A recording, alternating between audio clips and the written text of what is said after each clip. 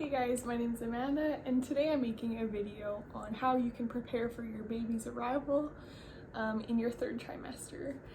So when I post this video, I'm going to be 35 weeks pregnant, which is insane.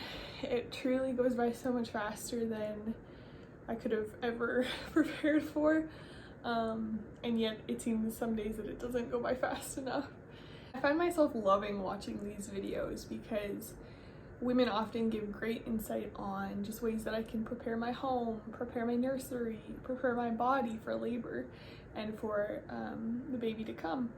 And so I thought that if I can share my top 10 ideas, then this can help someone. So I hope you enjoy. So the first tip I have would be to try your best to stretch as often as you possibly can and just prepare your body for that moment when baby does arrive.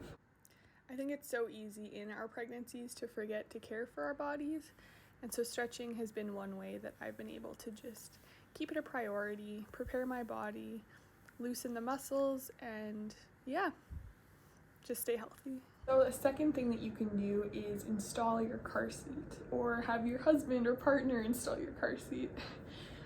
This is such a huge mind relief. I found that once we did that it was just a big weight lifted off my shoulders, because I knew that whenever I was to go into labor that we were prepared to have something to bring him home in.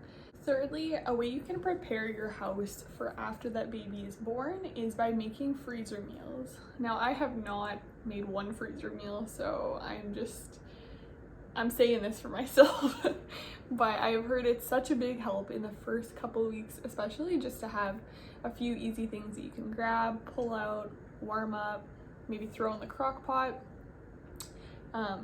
Yeah, so just think about maybe making double batches when you start cooking in your third trimester and just having a few things you can grab easily. Fourth thing that you can do to prepare, I guess, spiritually is just to spend some time with God in prayer for your baby, for your labor, your delivery, and just handing over anxieties that you might have. God is my strength, and I find that unless I'm spending daily time with him in prayer and reading his word, I can so easily forget that. And so it's good to be reminded that he really provides everything I need. So the fifth thing to do is to rest. As much as I'm telling you to do all these things and there is work to prepare for a child, it is so crucial that you do rest, especially in your third trimester. You're big, you're getting more and more tired, and that baby just needs you to sit back and put your feet up sometimes, watch a movie, take a bath. I try and take at least half an hour to rest every single day, and luckily it's easier for me because I don't have any kids currently. And yet I think whether you do or don't have kids, it's so important that you just take that time to give your body the rest that it needs. Sixth thing that you can do to prepare is to make a birth plan, or what I like to call my birth preference sheet. Basically, I've printed out a couple, one for me and my husband, and then one for our nurse or doctor. And they're not too complicated. Basically, I asked my family doctor just for a kind of a layout of what should be on my birth plan, and then I filled in the spaces. So on this sheet, you can basically lay out what you do and don't want for pain control, medical interventions, infant feeding, your newborn procedure preferences, all those things, just so that you're on the same page as your nurse. And yeah, it's been really cool to do this. I think I've been able to learn a lot, do a lot of research, and also just let a lot go. I've had to remind myself that this is my preferences, not so much a plan, because so often how we think something is going to go is not how it goes. And yet I don't think there's any harm in having a bit of a plan or some hopes going in. Okay, number 7 is a fun one.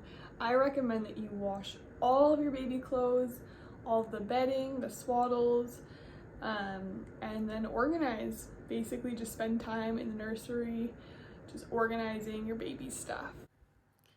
So first off, you're going to want to buy a detergent that is safe for kids. In the grocery store I go to, there was only one option, which was kind of strange. But anyways, then I washed all of his stuff and basically just packed away anything that was over 3 months because he won't fit that for a while. And then just organizing the rest. Yeah, here's a preview of his stuff. I'll have to do a tour another time. For number 8, a thing to do is to go on a date with your spouse. And just in general, just soak in the time you have with them. I've been trying so hard to do this, to be more intentional with my husband. And I know we have a few fun dates planned. I just think it's really important to not lose sight of that relationship just because you're so excited for the time when you get to meet your baby. Just spend time with them, spend quality time, enjoy the silence, and don't just wish away the days, but rather spend those days with your spouse, enjoying and doing things that might be a little bit more difficult when baby comes. Number 9 is to pack your hospital bags. This I am still in the process of doing. My due date isn't for a month.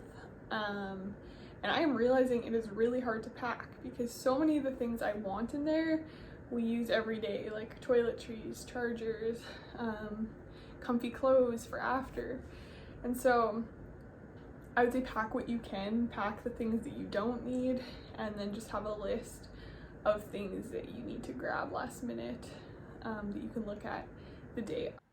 So what I do have packed so far is this. I got some wipes, baby swaddles, blanket, a few baby outfits, and honestly that's mostly it. I do have this other bag. I have a couple things like some slippers and a camera in right now. Lastly, a thing that you can do, which is probably the hardest of all, is just to enjoy the time you have rather than wishing it away. It is so easy to literally count down the days and just be kind of consumed with baby and when baby's gonna come. But I do find it is so much better when I can just let that go, be excited for it, but just be present, enjoy time with friends and family and your spouse and your time alone, and really just take care of yourself in that way. You know, stress isn't good for you or the baby, and so try your best to not stress as hard as that is, and yeah, just soak in these last few days. They're precious. Yeah, so I thought I would just finish off. I will do a quick bump date. Again, I'm 35 weeks and I'm starting to feel it. I'm feeling very pregnant, to be honest.